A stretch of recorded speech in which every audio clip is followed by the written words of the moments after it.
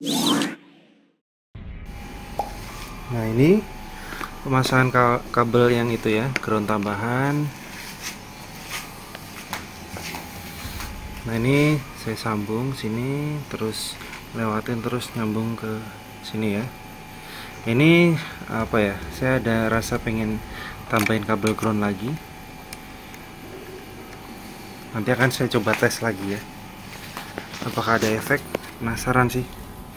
Jadi dari sini nyambung ke situ. Jadi apa, ground dari aki ke kop mesin, terus dari kop mesin berhubung ke coil, terus dari aki ngubung ke coil. Menurut saya itu terpenting di dekat busi ya, penting listrik ke businya itu gede. Jadi diutamakan groundnya itu sedekat mungkin dengan businya. Mengapa kabel ground itu harus lebih gede? Karena listrik itu sebenarnya alirannya dari negatif ke positif, jadi dari elektron ya. Mungkin bagi orang yang belum paham itu berpikir kalau listrik itu ngalir dari positif ke negatif, tapi dari hasil penelitian itu ternyata listrik itu dari elektron atau dari negatif ke positif. Makanya kabel ground itu digedekan ya. Nah, ini aki ini yang saya gunakan kan itu ya, punya FU karena ini pakai ACG starter yang 5-6 ampere.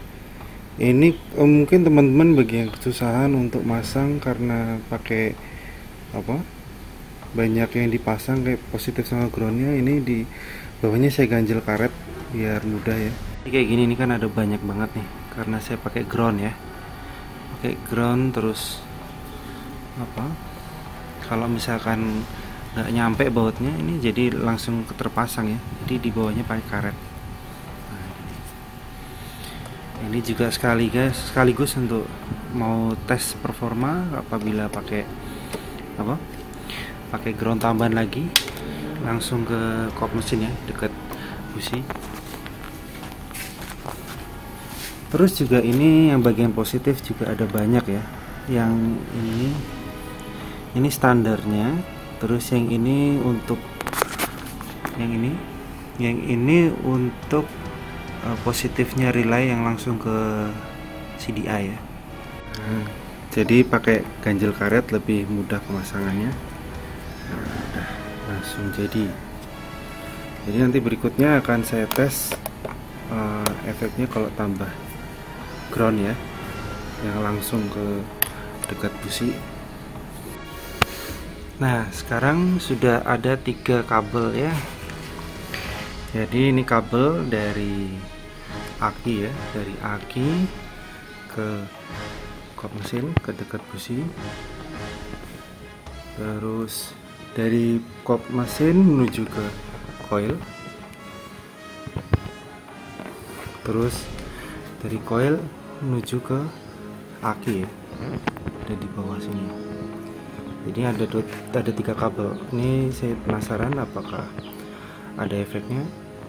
Tapi ya lebih bagus gini sih. Dan juga kabelnya nggak terlalu mahal ya. Teman-teman bisa buat sendiri. Tapi kalau teman-teman ingin pesan lewat saya juga bisa. Tapi nanti ada jasanya ya. Nanti saya buat serapi mungkin. Nah, ini untuk tes dynonya akan saya bagi 3. Itu yang standar tanpa ground tambahan ini, tambahan ground AWG ini. Terus yang kedua itu yang versi 2 kabel seperti yang sebelumnya yang telah dites. Terus yang terakhir itu kabelnya 3. Itu dari aki negatif itu ke coil sama ke kop mesin, terus dari kop mesin ke coil.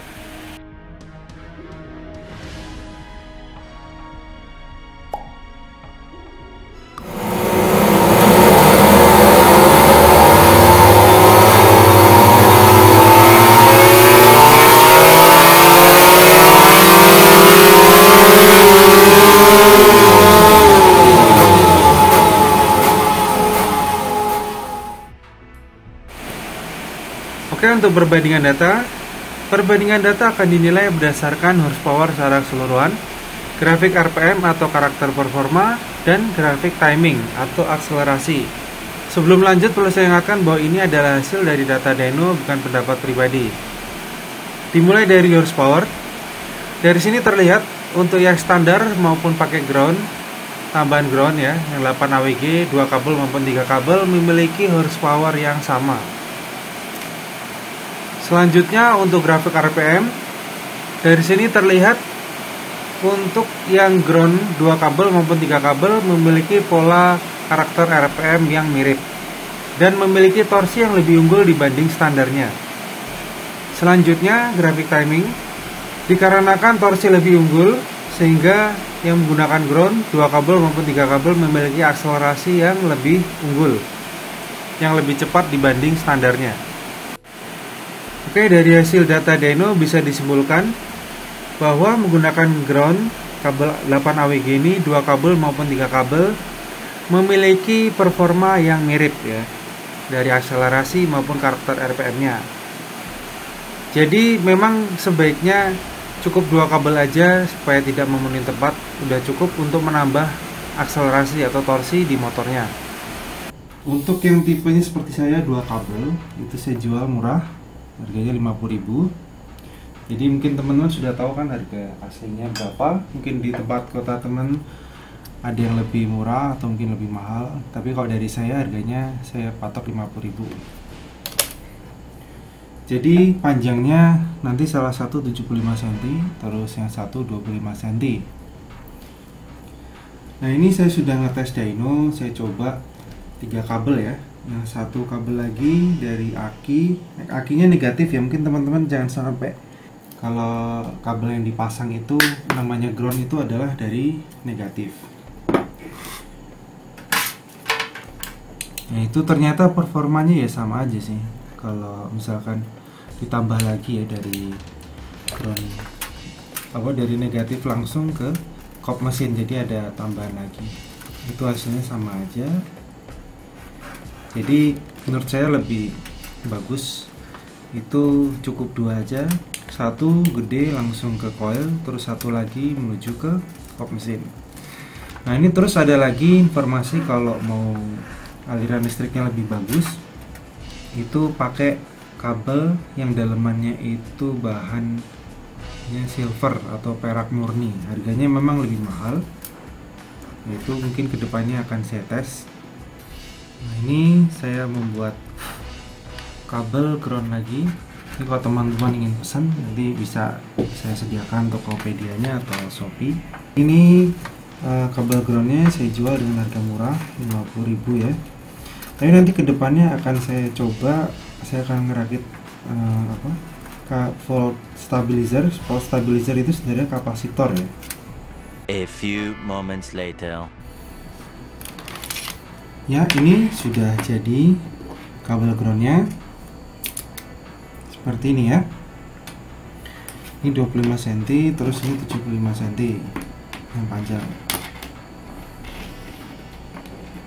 Nanti ditunggu konten berikutnya tentang volt stabilizer. Sebenarnya volt stabilizer itu intinya adalah kabel area positif sama negatif itu berdekatan ya.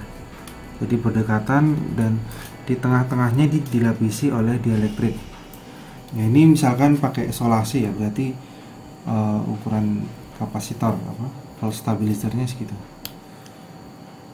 Jadi teman-teman juga sebenarnya bisa buat kapasitor itu kan banyak sekali dipakai ya, seperti di komputer, tapi itu ukurannya kecil. Nah terus gini kan, ini sebagai contoh aja, prakteknya bebas. Nah ini seperti ini. Nah, dilapisin gini ya, dilapisin gini. Nah terus sebaliknya itu juga ada, sebaliknya itu juga dikasih lempengan kayak gini juga. Jadi bersebelahan gini akan menimbulkan medan magnet dan akan menciptakan yang namanya kapasitor atau kapasitas listrik ya. Ukuran faradnya macam-macam. Jadi kapasitor ini seperti itu ya, seperti penyetabel listrik. Jadi kalau misalkan dilalui ukuran 15 volt itu dia akan 15 volt bertahan lebih lama, jadi akan lebih stabil.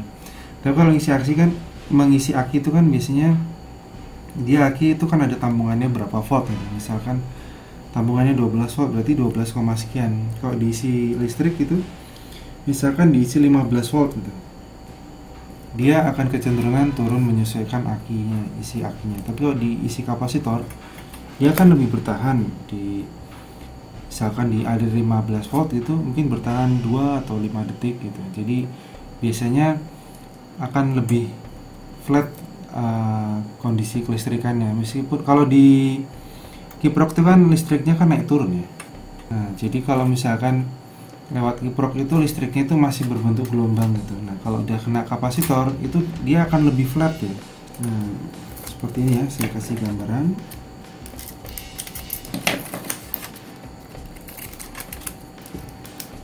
Nah, ini yang sini terlapisi dielektrik. Ini dielektriknya pakai isolasi.